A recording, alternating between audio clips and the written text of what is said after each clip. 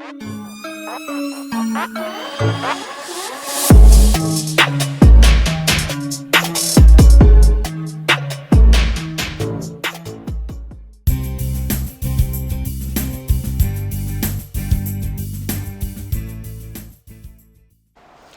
students, in this lecture we are going to discuss about structure of human egg.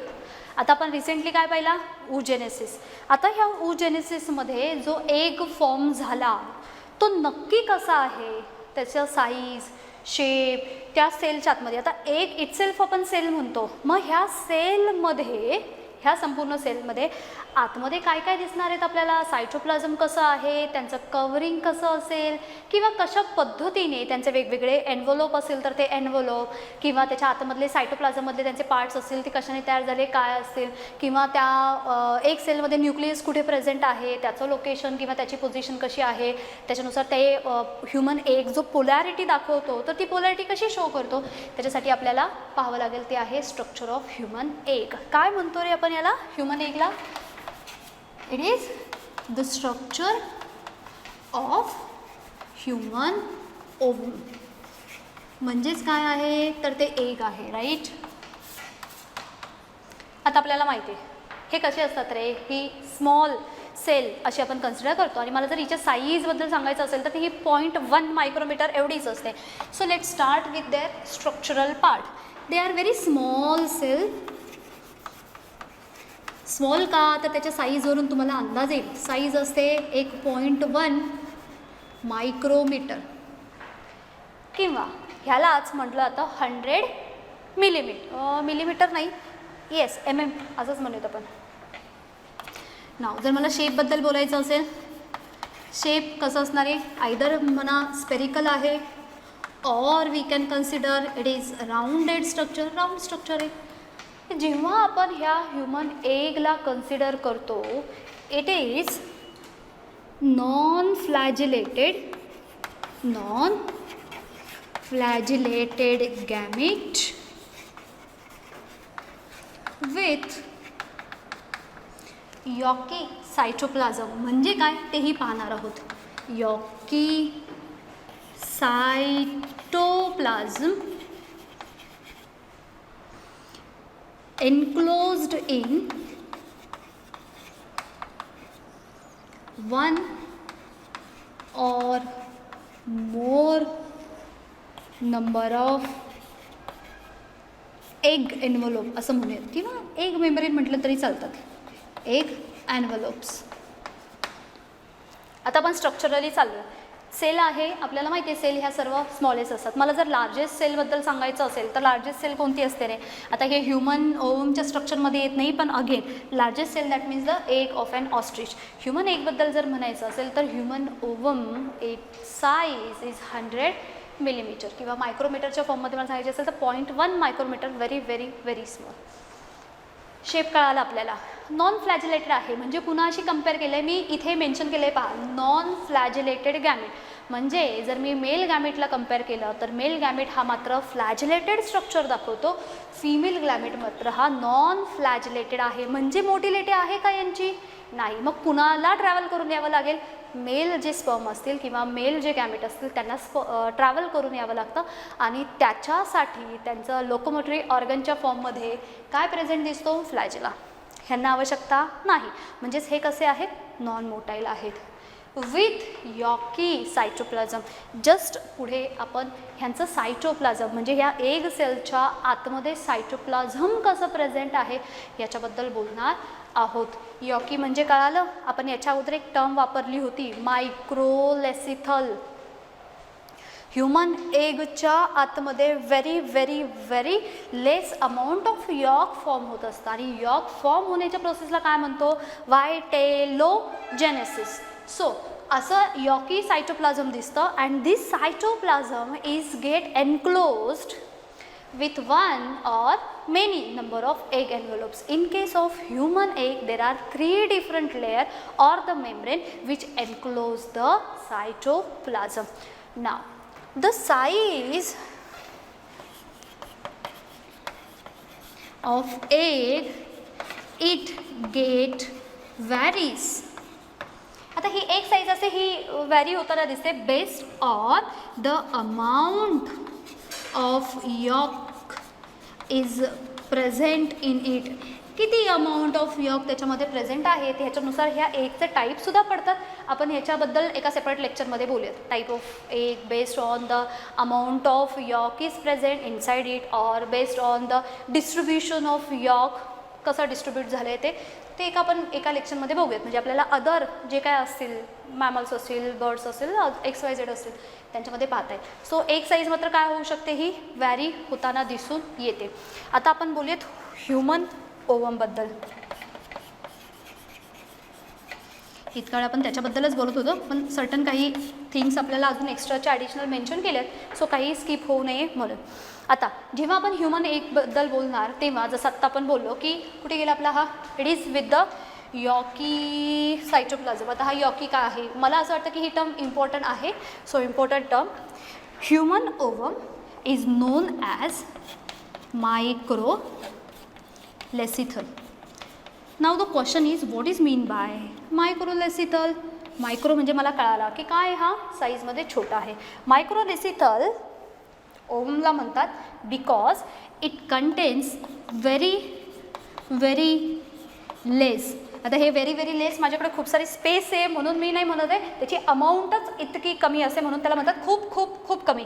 Very less amount of yolk is present. यॉकची level कशी आहे, कमी. And cytoplasm हे मात्र higher असतं. आणि अशा टाईपचं जे एग असतं त्याला म्हणतात मायक्रोलेसिथल. कधी MCQमध्ये क्वेश्चन विचारला जाईल, ह्युमन ओवम इज मायक्रोलेसिथल, त्याच्यानंतर मॅक्रोलेसिथल, पॉलीलेसिथल का आयसोलेसिथल आहे. हे टाईप काय आहेत पुढे पाहणार आहोत, पण ह्युमनच्या बाबतीत काय लक्षात ठेवलं आपण, मायक्रोलेसिथल. याचा मिनिंग काय होतो, यॉक कंटेंट खूप कमी आहे, सायटोप्लाझम जास्त आहे. अशा टाईपच्या ओवमला किंवा एगला काय म्हणूयात आपण, मायक्रोलेसिथल. आता जाऊयात आपण त्याच्या सायटोप्लाझमकडे. इथे आपण दोन गोष्टींबद्दल बोललो होतो, इथून आपल्या खरं स्ट्रक्चरला स्टार्ट होते. एक आहे ते म्हणजे यॉकी सायटोप्लाझम. हे यॉक कंटेंट कमी आहे, सायटोप्लाझम जास्त आहे. सो यॉकबद्दल बोललो, आता बोलूयात आपण त्याच्या सायटोप्लाझमबद्दल. So the cytoplasm which are present inside the human ovum. So there are the two different category of this cytoplasm. One which is present काय म्हणूयात आपण त्याला, बाहेरच्या बाजूला असतं ते, म्हणजे आउटर मोस्ट पेरिफेरीला प्रेझेंट असतं ते. सो आपण इथे आउटर म्हणूयात. आउटर म्हणजे त्याच्या बाहेर नाही आहे, पण तिथेच बाहेरच्या बाजूने आउटर पार्ट असतो हा. त्याच्यानंतर ह्याला दिसताना हा मात्र ट्रान्सपरंट असतो. आणि हा जो पार्ट असतो तो एवढा थिक नसतो, डेन्स नसतो, कमी डेन्स असतो. सो याला एक नाव दिले, नाव इम्पॉर्टंट आहे, आपण त्याच्यानुसार जाऊयात. काय म्हणतात त्याला, याला म्हणतात एक्झोप्लाझम. नावानुसार लक्षात आलं आहे, एक्झोप्लाझम. किंवा ह्याला म्हटलं जातं एग कॉर्टेक्स. काय म्हणणार आपण ह्याला, एग कॉर्टेक्स. काय सांगितलं, सायटोप्लाझम बाहेरच्या बाजूला आहे, तो म्हणजे आउटर. चला इथे एक रफ कन्सिडर फॉर्म दाखवते मी. आपण शेप कसा सांगितला होता, त्याचा शेप सांगितला आपण स्फेरिकल. थोडंसं हायलाईट करूयात आपण याला. आता ॲक्च्युली आपल्याला ह्याला परत पुढे कन्सिडर करायचं आहे छान. बरं, आता हा जो काही पार्ट आहे हा मात्र ट्रान्सपरंट असतो. काय म्हणूयात आपण त्याला, जास्त घट्ट नाही आहे, थिक नाही आहे, डेन्स नाही आहे. असा जो काही सायटोप्लाझम इथे डिवाईड झालेला असतो ह्याला म्हटलं जातं इट इज एक्झोप्लाझम. किंवा आउटर पार्ट्स असेल तर आपण ह्याला ओव्हरीमध्ये सुद्धा त्याचं सेक्शन घेतल्यानंतर तिथे पण आपण कॉर्टेक्स आणि मेड्युला वर्ड वापरले होते. किडनीमध्ये तर कॉर्टेक्स आणि मेड्युला आपण लास्ट इयर स्टडी केला होता. सो याला म्हटलं जातं एग कॉर्टेक्स, बाहेरचा भाग आहे ना. आता बोलूयात आपण आतमधल्या भागाबद्दल. जे काही इनर सायटोप्लाझम प्रेझेंट असतं, the inner cytoplasm which is OPEC.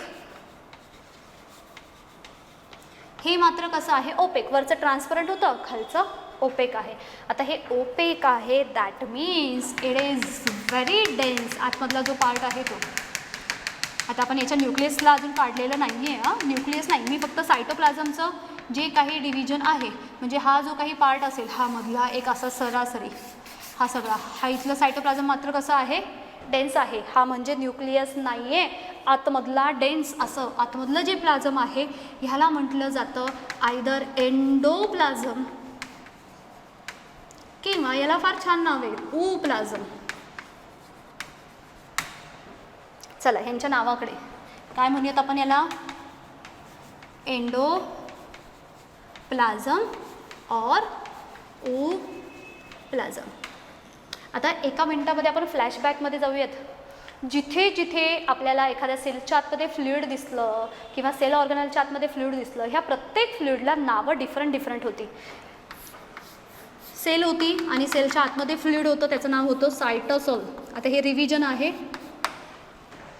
त्याच्यानंतर सपोज माहिती आहे तुम्हाला हे कोण येत रे, हे होते आपले मायटोकॉन्ड्रिया. मायटोकॉन्ड्रियाच्या इनर फोल्डच्या आतमध्ये जे फ्लुइड होतं ना त्याला नाव होतं मॅट्रिक्स. आता हे रफ आहेत त्याच्यामुळे ती सेल ऑर्गनलचा शेप समजून घ्या थोडेसे. हे इथे असे आठवत आहेत, कोणतं स्ट्रक्चर आठवतं आहे तुम्हाला, हे प्लांट्समध्ये प्रेझेंट असतं पहा, ह्याचं नाव आपण असं पाहिलं होतं, हे असतात प्लास्टिड. आणि प्लास्टिडच्या आतमध्ये जे फ्लुइड होतं त्याचं नाव सांगा बरं, त्याचं नाव असतं काय रे, स्ट्रोमा. ठीक आहे, देत असे भरपूर सारे येतात रे की त्याच्या आतमध्ये आपल्याला अच्छा ओके न्यूक्लियस आला. न्यूक्लियस आता ॲक्च्युली हा डबल मेम्ब्रेन बाउंड ऑर्गनल आहे, पण तरी पण त्याच्या आतमधलं जे काही फ्लुइड असणार आहे ह्या फ्लुइडला काय नाव देऊयात आपण, माहिती आहे आपल्याला. हे जे फ्लुइड असतं ते असतं न्यूक्लिओप्लाझम. प्रत्येक त्या स्पेसिफिक पार्टच्या आतमध्ये प्रेझेंट आहे. ह्याला मायटोकॉन्ड्रियल मॅट्रिक्स म्हटलं जातं किंवा सपोज हे स्ट्रोमा आहे, हा तर सायटोसॉल झाला. सायटोसॉल आणि न्यूक्लिओप्लाझम मिळून प्रोटोप्लाझम तयार होतं. तसं जी एग सेल आहे त्याच्या आतमध्ये जे फ्लुइड आहे, ऊसाइट म्हणजे काय आहे, ऊसाइट म्हणजे एक फॉर्मेशन करणारी सेल आहे म्हणतो ना आपण त्याला.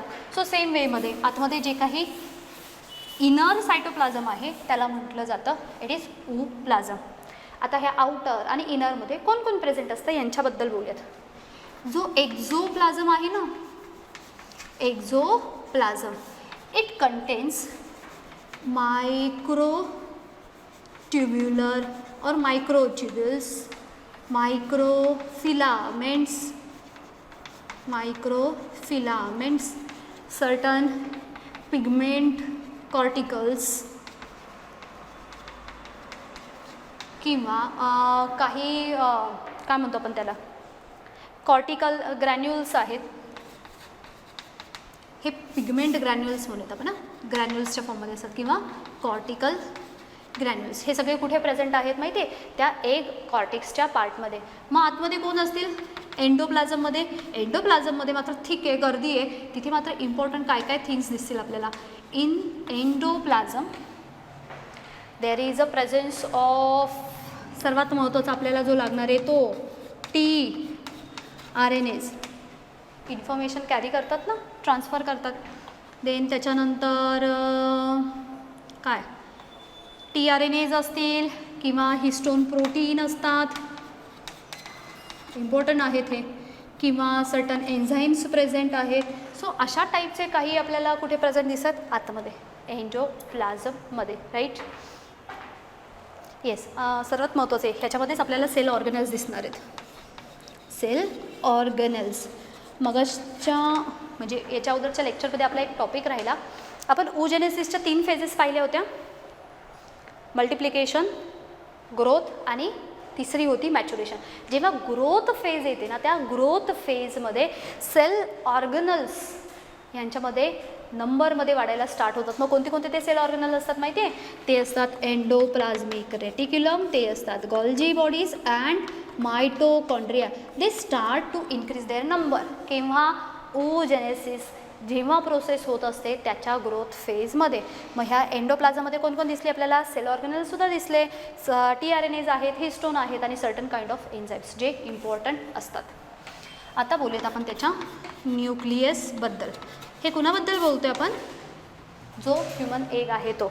आता ह्यांचा जो न्यूक्लियस असतो बायलोब्ड म्हटले, but they are bloated in the nucleoplasm. मगाशी मी सांगितलं हा न्यूक्लिओप्लाझम असतो काय, nucleoplasm that means the fluid is get filled in entire nucleus. मग हा ब्लोटेड म्हणजे त्याच्यावरती असा तरंगताना दिसतो. पण सर्वात महत्त्वाचं ह्याची पोझिशन. बरं, याचं एक नाव, ह्याला म्हटलं जातं जर्मिनल वेसिकल. ह्याच्या न्यूक्लियसला नाव जर्मिनल, काही जण त्याला जर्मायनल म्हणतात, जर्मिनल वेसिकल हे त्या न्यूक्लियसचं नाव आहे. बरं, नाव here we are going to talk about the position of nucleus. आता तुम्ही म्हणाले याच्यात न्यू काय आहे, न्यूक्लियस हा बेसिकली कुठे प्रेझेंट असलेला दिसतो आपल्याला, सेंटरला प्रेझेंट असतो, त्याच्यामुळे हा सुद्धा कुठे असणार आहे, त्याच्या सेंटरला. पण ह्यांचा न्यूक्लियस मात्र इट इज पोझिशनली इसेंट्रिक. का म्हणायचं याला इसेंट्रिक? कसा आहे हा eccentric? That means it is not present exact in centre, not in centre. मग जर सेंटरला नसेल तर हा कुठे गेला आहे, एका बाजूला. मग आपण इथे दाखवूया त्याला न्यूक्लियसला. सपोज हा न्यूक्लियस मी इथे दाखवला आहे, हा झाला न्यूक्लियस. मग न्यूक्लियसला काय नाव दिलं आहे? न्यूक्लियसलाच म्हटलं आहे जर्मिनल वेसिकल.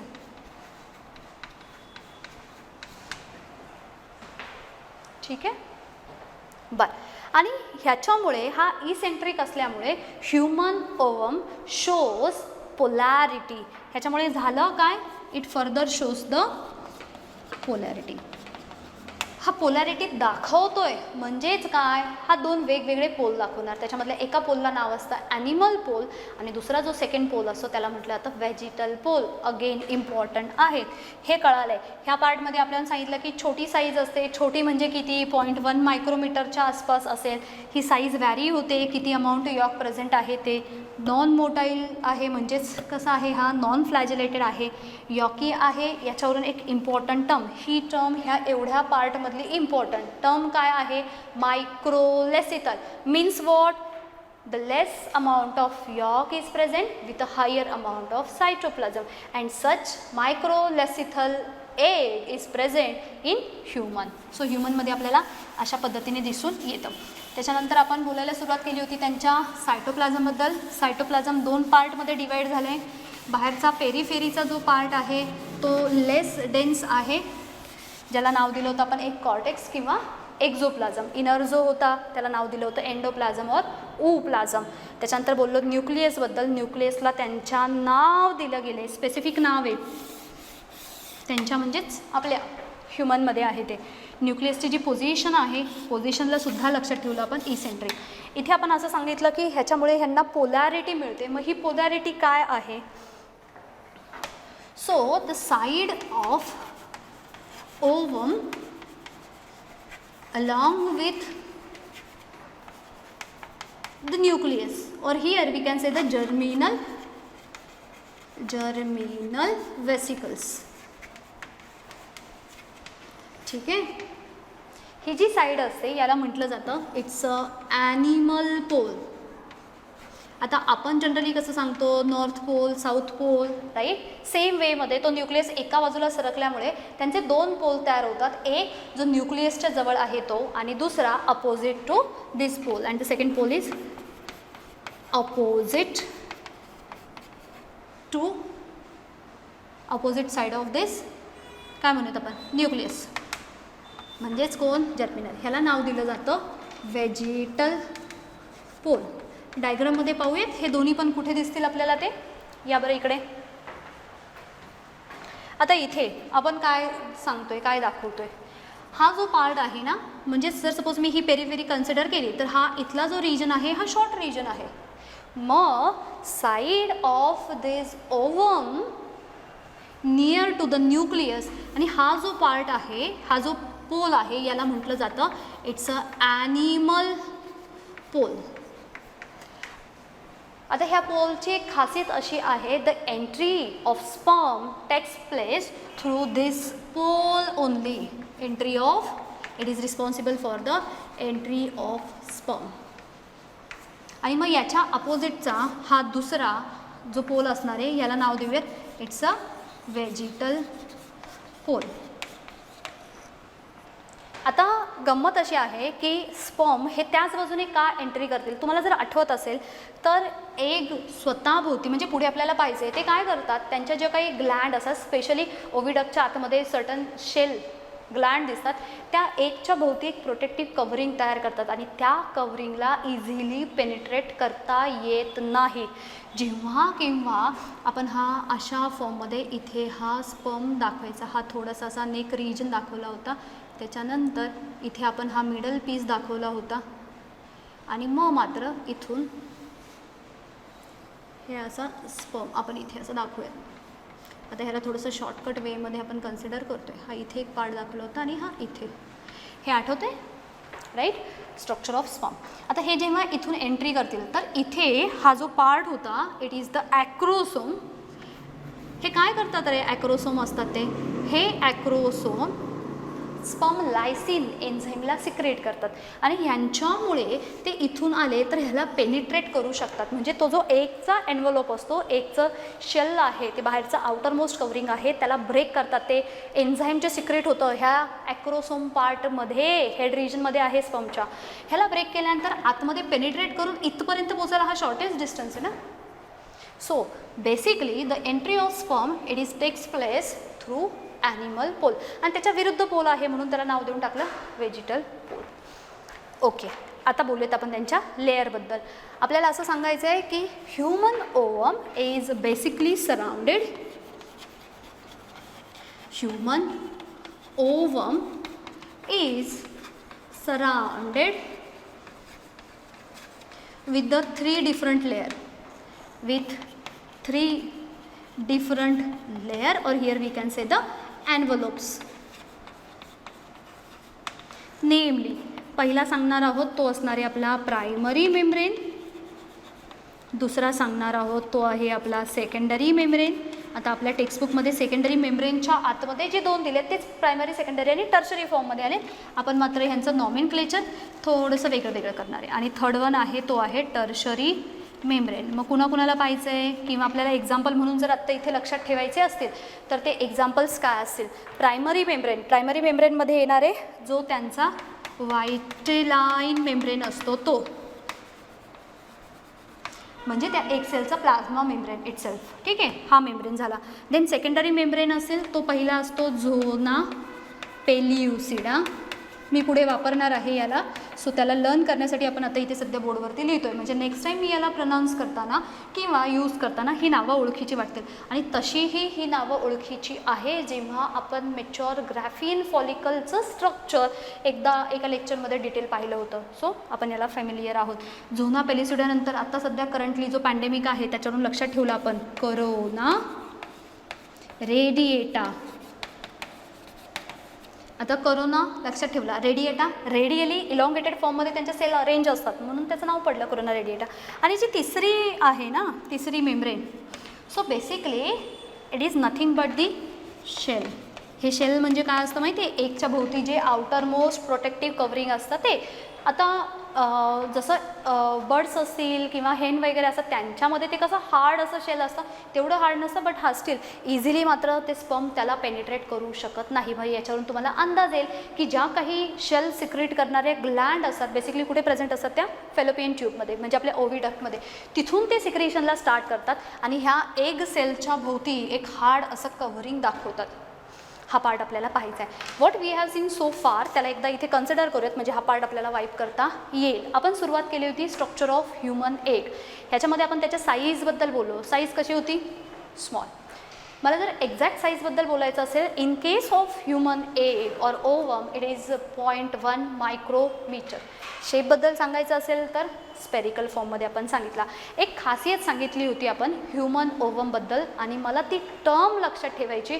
ती टर्म आहे microlecithal. That means they are having very very very less amount of yolk along with the higher amount of cytoplasm. Cytoplasm खूप सारं भरमसाठ दिसतं आणि ते जे यॉर्क असतं ते फार फार कमी असतं, ठीक आहे. सो ते एक आपल्याला समजलं. त्याच्यानंतर आपण सांगितलं की सायटोप्लाझम ह्यांचं 2 पार्टमध्ये डिवाईड झाला.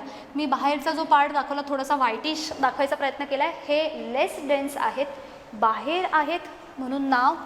आउटर ट्रान्सपरंट असतो पार्ट, हा ट्रान्सपरंट आहे, लेस डेन्स आहे म्हणून. एक्झो म्हणा, बाहेर आहे म्हणून एक्झो. प्लाझम, सायटोप्लाझम, न्यूक्लिओप्लाझम, प्रोटोप्लाझम जे असेल ते. एक कॉर्टेक्स, कॉर्टेक्ससुद्धा टर्म ओळखीची आहे. इनर पार्ट जो आहे तो खूप गर्दी झाल्यामुळे तो ओपेक दिसतोय, म्हणजे नॉन ट्रान्सपरंट पार्ट. मॅक्सिमम जे सेल ऑर्गनल्स असतात ना ते मधल्या पार्टमध्ये प्रेझेंट आहेत, त्याच्यामुळे आपल्याला ते दिसताना ओपेक दिसतात. नाव दिलं एंडोप्लाझम किंवा ओप्लाझम. त्याच्यानंतर ह्यांच्यामध्ये कोण कोण आहेत तर एक्झोप्लाझममध्ये काही मायक्रोफिलामेंट्स असतील, मायक्रोट्युब्युल्स असतील, काही पिगमेंट ग्रॅन्युअल्स असतात, काही कॉर्टिकल ग्रॅन्युअल्स आहेत. आता त्यांचे रोल अजून जेव्हा डिटेलमध्ये आपण एक पाहू, आपल्याला आत्ता सध्या नाही आहे. तुम्ही जेव्हा MBBSच्या ॲनाटॉमीमध्ये वगैरे हे टॉपिक स्टडी कराल तेव्हा तुम्हाला अजून डिटेलमध्ये हे टॉपिक येतील. देन एंडोप्लाझम, त्याच्या आतमध्ये काय काय दिसले आपल्याला, TRNAs आहेत. हिस्टोन प्रोटीन तर फार महत्त्वाचा, याचा रोल आपण 11th सुद्धा पाहिला.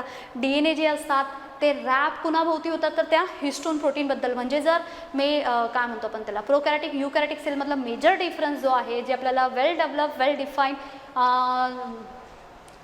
सेल ऑर्गनल्स जे दिसतात, म्हणजे जो न्यूक्लियस आहे त्या न्यूक्लियसमध्ये सुद्धा डिफरन्स काय तर युकॅरेटिक सेलमध्ये जो DNA असतो ते एका स्ट्रॅपप्रमाणे त्या हिस्टोन प्रोटीनच्या भोवती आपल्याला अशा पद्धतीने दिसतो. ह्या वर्षी हा टॉपिक येणार आहे हिस्टोन प्रोटीनचा.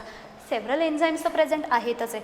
सेल ऑर्गनलसुद्धा हा पार्ट आपला ह्याच्या अगोदरच्या oogenesisच्या पार्टमध्ये राहिला होता. तो असा होता की जो ग्रोथ फेज असते त्या ग्रोथ फेजमध्येच आपण सांगितलं ना यॉर्क फॉर्मेशन वगैरे स्टार्ट होतं, व्हायटॅलोजेनेसिसची प्रोसेस होते. Simultaneously there is a increase in number of cell organelles such as endoplasmic reticulum, Golgi complex and mitochondria. हे सुद्धा डेव्हलप होत आहेत, ग्रो होत आहेत, हे सुद्धा नंबरमध्ये ग्रो होत आहेत. न्यूक्लियस, नाव काय सांगितलं, जर्मिनल वेसिकल. ह्यांच्या न्यूक्लियसला नाव आहे ह्युमनच्या ओव्हमध्ये असणाऱ्या. पोझिशन कशी, इसेंट्रिक. सेंट्रिक सेंटरला, eccentric slightly away from the centre और not exactly at the center point, and just because of that they are showing the polarity. सेंटरला असतं तर दोन्ही बाजूंनी काय झालं असतं, सेम. दोन्ही बाजूंचं डिस्टन्स काय झालं असतं, सेम राहिलं असतं. इथे असते तर त्याच्यामुळे कोणत्या बाजूनी त्याला आपण as it is pole consider केले नसतात. पण ह्या केसमध्ये झालं काय की न्यूक्लियसची पोझिशन ही मात्र कशी, slightly away from the centre, and because of they are showing the two different pole. एक ॲनिमल पोल, कोणत्या पोल थ्रू स्पर्मची एंट्री होते त्या एग सेलमध्ये, ॲनिमल पोल. आपण ॲनिमल आहे लक्षात ठेवतो ना, आपण लक्षात ठेवतो ॲनिमल पोल. आणि दुसरा आहे तो आहे व्हेजिटल पोल, म्हणजे त्याच्या थ्रू एंट्री होत नाही आहे म्हणून तो व्हेजिटल पोल. अशा फॉर्ममध्ये आपण इथपर्यंत येऊन थांबलो आहे. पुढे आपल्याला असं सांगायचं आहे की हा जो काही स्ट्रक्चर ऑफ एग ओव्हम आहे ना, हा 3 वेगवेगळ्या लेअरने. आपल्या टेक्स्टबुकमध्ये हे 3 लेअर म्हणजे कोण आहेत माहिती आहे, व्हायटेलाईन membrane, झोना pellucida and corona radiata. पण मी काय केलं आहे की सेकंडरी मेम्ब्रेनमध्ये ह्या दोघांना टाकलं आहे आणि अजून एक तिसरा असतो तो ॲक्च्युली संपूर्ण एगला आउटर मोस्ट थिक असं कोट किंवा कोटिंग तयार करावे. प्रोटेक्टिव्ह शेल, शेल कशासाठी असतात, इनर जे मटेरियल आहे त्या एगच्या आतमध्ये त्याला प्रोटेक्ट करण्यासाठी. सो ते सिक्रेट केलं जातं शेल ग्लँड थ्रू. आता आपण त्याला डिटेलमध्ये इथे पाहूयात. हे 3 जे आहेत ते हे कळालेत, इम्पॉर्टंट जे आहेत त्यांना सुद्धा लक्षात ठेवलं. चला मेम्ब्रेनला पाहूयात आपण. मेम्ब्रेन काय सांगतात आपल्याला,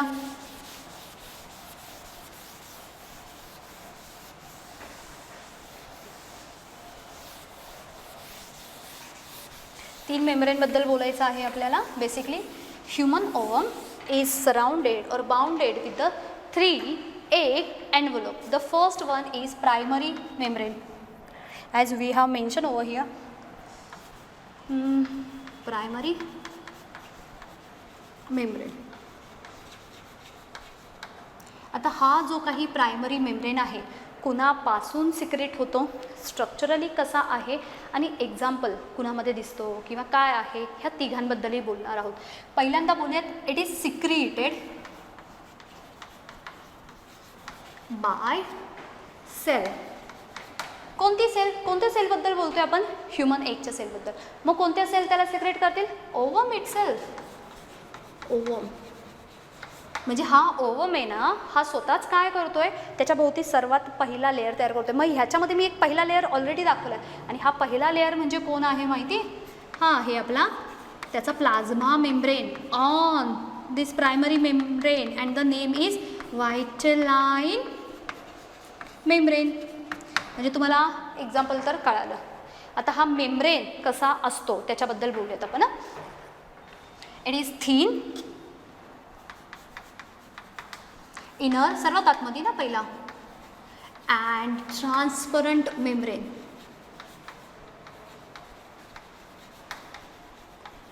बघा पहिल्यांदा सांगितलं आपण हे कुणी सिक्रेट केला, हा मेम्ब्रेन कुणी तयार केला. अगदी सिंपल ह्या सिंगल सेंटेन्सवरती MCQ येतात. हा थिन आहे, इनर आहे, ट्रान्सपरंट आहे. अँड सर्वात महत्त्वाचं एक्झाम्पल मी तिथे मेन्शन केलं आहे, काय ते म्हणजे व्हायटेलाइन मेम्ब्रेन. ठीक आहे, जाऊयात आपण आपल्या दुसऱ्या मेम्ब्रेनकडे. दुसरा मेम्ब्रेन कोणता सांगितला, secondary membrane. Now the secondary membrane. आता सेकंडरी मेम्ब्रेनमध्ये ह्या दोन मेम्ब्रेनबद्दल बोललो, झोना पेल्युसिडा आणि corona radiata.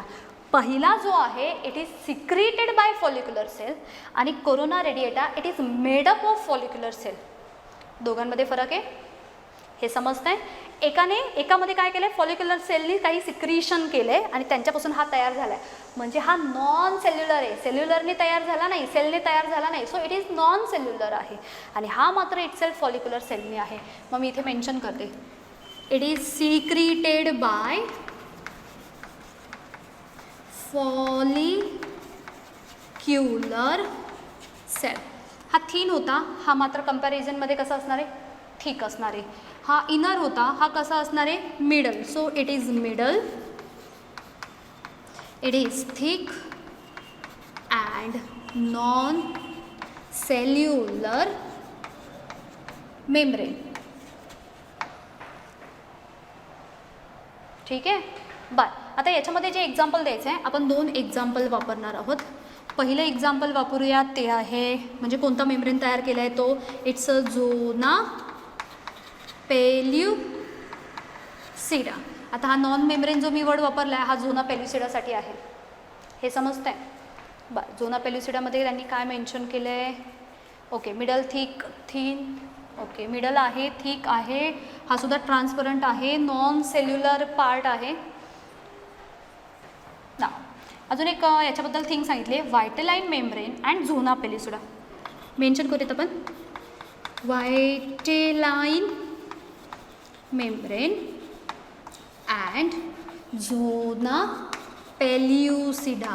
There is a narrow space in between them. They are showing one narrow space. तिथे दाखवणार आहे.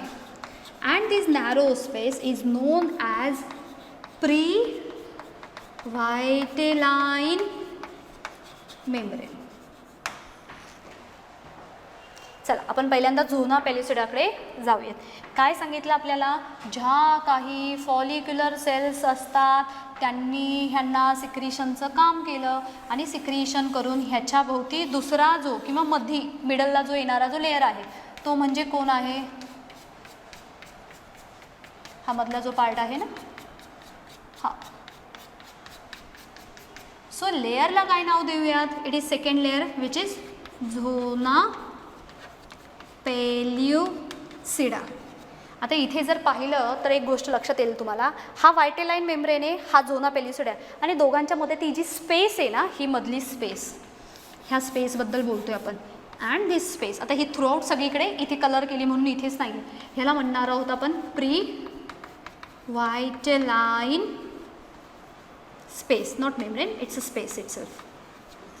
झालं, हा पहिला कळाला व्हायटेलाइन मेम्ब्रेन. दुसरा कळाला, पण ह्या दुसऱ्यामध्ये अजून एक लेयर येतो आणि त्याचं नाव आहे, म्हणजे हा इथे पहिला वापरला, इथे दुसरा, इट्स अ कोरोना रेडिएटा. लक्षात ठेवायला हे सर्व कसे आहेत, सिम्पल फॉर्ममध्ये आहेत. आता हा जो काही कोरोना रेडिएटा आहे, आता आपण इथे सांगितलं दे आर, कुठे गेले, हे याच्याबद्दल होता, secreted by follicular cell and in this case they are made up of or the formed of made up of follicular cells. हे नॉन सेल्युलर होते, हे मात्र सेल्युलर आहे कारण सेलपासून तयार झालेले आहेत. हे सेलनी सिक्रेट केलेले फॉर्म आहेत.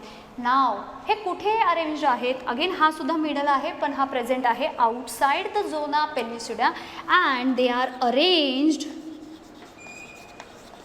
रेडियली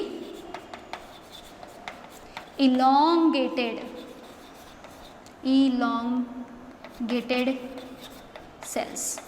चल डायग्रामकडे पाहूयात आपण, काय सांगते डायग्राम आपल्याला. आता ह्याच्या भोवती आपल्याला इथे अशा फॉर्ममध्ये, आता ह्या थोड्याशा अजून इलॉंगेटेड फॉर्ममध्ये असतात, म्हणजे थोड्याशा लांब फॉर्ममध्ये. आता डायग्राम आपली थोडी जास्त खराब झाली. हे सर्व झाल्यानंतर अगदी 2 मिनटामध्ये आपण डायग्राम कन्सिडर करून त्याचं लेबलिंग पाहूयात, म्हणजे आपला रिकॅप पण होईल आणि प्लस आपल्याला इम्पॉर्टंट कोणते कोणते नेम आहेत त्यांचे लक्षात ठेवायचे हे सुद्धा समजते. ह्या डायग्रामला थोडंसं समजून घ्यायचा प्रयत्न करताय तुम्ही. आता ह्या खूप साऱ्या सेल आहेत. पहिला हा लेअर हे अशा रेडियली फॉर्ममध्ये अरेंज्ड आहेत ते, आणि ते हे अजून पुढे असे थोडेसे एक्सटेंडेड फॉर्ममध्ये दिसतात. पहा, जर तुम्ही आपल्या टेक्स्टबुकमध्ये जरी डायग्राम पाहिले तर त्याच्यामध्ये सुद्धा हे आपल्याला अशा पद्धतीने काही सेल्स दिसत आहेत. हा आहे आपला तिसरा. आता ॲक्च्युली टेक्स्टबुकमध्ये हा तिसरा दिला आहे, पण आपण मिडलमध्येच दोन्ही दिलेत नावं. It's a corona radiata, right, तिसरा झाला. आणि आता बोलणार आहोत आपला जो थर्ड मेम्ब्रेन आहे तो, विच इज टर्शरी मेम्ब्रेन.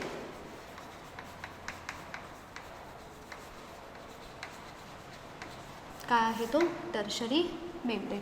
आता हे कोण तयार करतात? ज्या शेल तयार करण्यासाठी ग्लँडचं सिक्रिशन होतं त्यांचं नावच दिलं आहे shell gland. So secreted by glands, it is secreted by glands. आणि स्पेशली कुणामध्ये? In oviduct. ओव्हिडक्ट म्हणजे कोण? आपली फेलोपियन ट्यूब होती ती. ह्याच्यामधले हे काय करतात? सिक्रिशनला स्टार्ट करतात. सिक्रिशन करून ते काय तयार करतात त्यांच्या भोवती? एक्झाम्पल सांगतो आपण. It's a shell secreted by the shell gland. आणि काय यूज असणार आहे त्याचा? They help functionally, they help in the outer most protective covering. outermost protective covering. Finally आपले हे तिन्ही मेम्ब्रेन संपले. 3 मेम्ब्रेनला एकदा आपण कन्सिडर करूयात आणि 1-2 इंटरेस्टिंग पॉईंट्स आहेत त्याच्याबद्दल, म्हणजे काय लक्षात ठेवायचे ते एक्स्ट्राचे.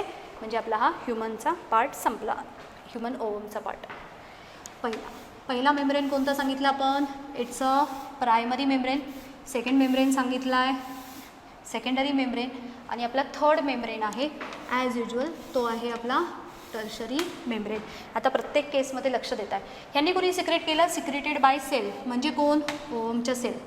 हा कोणता लेअर समजला? सगळ्यात पहिला हा जो लेअर होता तो, इथे नाव दिलं होतं आपण व्हायटेलाईन मेम्ब्रेन. आता थोडंसं ओव्हरलॅपिंग झालं आहे कोरोना रेडिएटा सेल्सने, जसं कोरोना आपल्यावरती ओव्हरलॅप होतो आहे. ओके, 3 असतात, इनर असतात, ट्रान्सपरंट असतात. हे सुद्धा ट्रान्सपरंट फॉर्ममध्ये आहे. जर ह्यांना कन्सिडर केलं जसे इनसाईड प्रेझेंट आहेत इनर मोस्ट लेअरला, तसे हे मिडलला आहेत आणि हा मात्र आउटर मोस्टला आहेत. हे स्ट्रक्चरली लक्षात ठेवायची गरज नाही आहे, सिम्पल आहेत. लक्षात ठेवायचं आहे ते आहे व्हायटेलाईन मेम्ब्रेन. ही प्रायमरी सर्वात पहिल्यांदा तयार झाली ना, मग प्रायमरी. बरं, ह्यांच्यामध्ये कुणी सिक्रेट केलं आहे? By follicular cells. आता ह्याच्यामध्ये आपल्याला काय आहे? याच्यामध्ये 2 वेगवेगळे मेम्ब्रेन आहेत. पहिला जो मेम्ब्रेन आहे हा आहे इट्स अ झोना पेल्युसिडा, याला एक लक्षात ठेवलं. आणि दुसरा आहे तो आहे कोरोना रेडिएटा, मी याला एक लक्षात ठेवलं. मला दोघांबद्दल सांगायचं असेल तर it is secreted by follicular cell, म्हणजे हा पार्ट वरती यायला पाहिजे. It is secreted by follicular cell and in this case it is formed by the follicular cells. हा डिफरन्स आहे. हे दोन्ही पण मिडलला आहेत, हे दोन्ही पण ट्रान्सपरंट फॉर्ममध्ये असतात, हे दोन्ही पण कंपॅरेटिव्हली थिक फॉर्ममध्ये आहे. पण हा फॉलिक्युलर सेलने सिक्रेट केला आहे आणि हे मात्र फॉलिक्युलर सेलपासून तयार झालेले आहेत. आणि हे इलॉंगेटेड फॉर्ममध्ये असतात आणि हे अशा पद्धतीने रेडियली अरेंज्ड फॉर्ममध्ये आहेत. आता ह्या केसमध्ये जर पाहिला तर first membrane it's a vitelline membrane, correct. त्याच्यानंतर दुसरा जो आहे हा येल्लो थोडासा पुढे दाखवला आहे तो इट्स अ झोना पेलिसिडा सेकंडरी मेम्ब्रेनमध्ये येतो. हे जे काही पिंक कलरचे इथे वरती दाखवलेत ह्यांना म्हणणार आपण it's a corona radiata. And there is a space in between vitelline membrane and zona pellucida. आणि हा जो मधला हा जो काही स्पेसचा पार्ट आहे तो म्हणजे हा जो काही संपूर्ण पार्ट आहे याला नाव दिलं होतं पेरी व्हायटेलाइन स्पेस. ट्रू. आणि एक तिसरा जो आहे त्याला आपण लक्षात ठेवलं तो होता secreted by the glands. Right. कुणी सिक्रेट केलं आहे? ग्लँडने.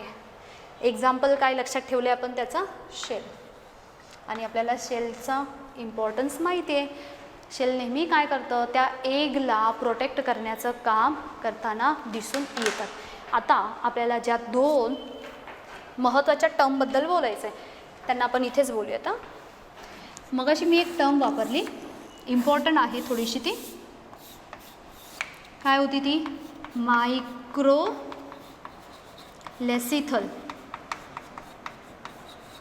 ह्युमन एगला म्हटलं जातं मायक्रोलेसिथल. म्हणजे पुढच्या लेक्चरमध्ये आपण डिस्कस करणार आहोत की वेगवेगळ्या लिव्हिंग ऑर्गॅनिझम्समध्ये म्हणजे बेसिकली जे मॅमल्स असेल ते त्यांच्यामध्ये एग का असे डिफरंट दिसतात. साईजमध्ये डिफरन्स आहे, त्यांचं यॉक फॉर्मेशन असतं हे डिफरंट दिसतं. सो ह्युमन एगला एक स्पेसिफिक टर्म वापरली जाते आणि ती टर्म आहे मायक्रोलेसिथल.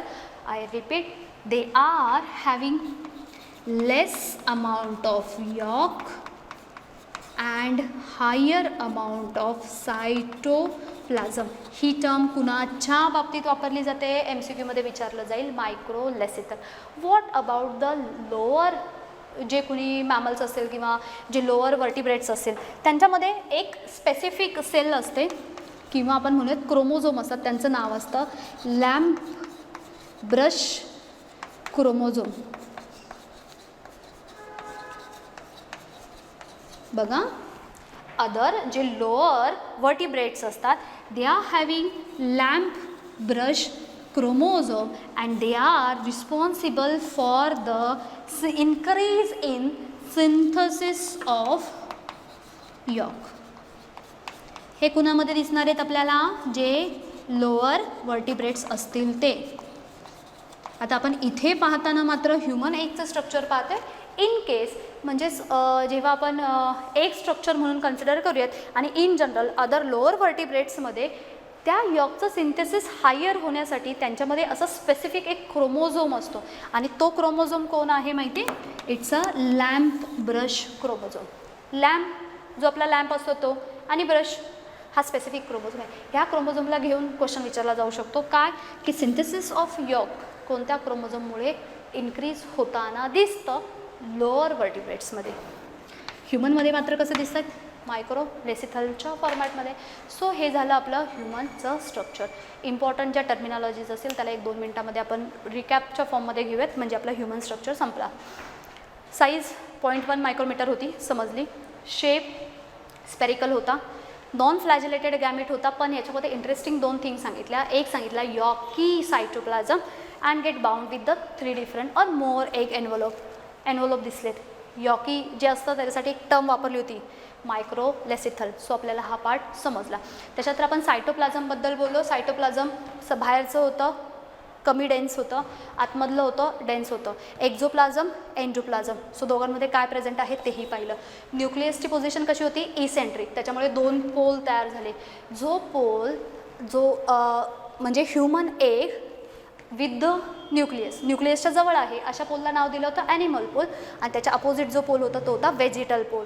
ॲनिमल पोल थ्रूच स्पर्मची एंट्री होते का कशी याच्याबद्दल आपण बोललो. त्याच्यानंतर सर्वात शेवटचा टप्पा राहिला ते म्हणजे आपले 3 लेअर आणि ह्या 3 लेअरबद्दल आपण इथे बोललेलो आहोत. प्रायमरी लेअर म्हणजे कोणता? व्हायटेलाइन मेम्ब्रेन. फिनिश. कुणी त्याला सिक्रेट केलं? त्यांच्या सेलने इटसेल्फ म्हणजे कुणी? त्या ओम सेलने. दुसरा जो सेकंडरी होता त्याच्यामध्ये आपण सांगितलं की फॉलिक्युलर सेल थ्रू सिक्रेट झालेले झोना पेलिसिडा आणि फॉलिक्युलर सेलपासून तयार झालेले कोरोना रेडिएटा. आणि जो तिसरा तर सांगितलं आपण शेल इटसेल्फ. त्याच्या भोवती एक हार्ड असं कव्हरिंग तयार होतं. ह्युमन ओव्हममध्ये हे अगेन एवढं हार्ड फॉर्ममध्ये नाही आहेत पण अदर एगच्या शेलला जर तुम्ही पाहिलं ते मात्र बरेचसे हार्ड फॉर्ममध्ये असं. सो कव्हरिंग फॉर्ममध्ये यांच्या भोवतीसुद्धा एक हार्ड असं कव्हरिंग तयार होतं. सो हे झाले त्यांचे मेम्ब्रेनचे पार्ट.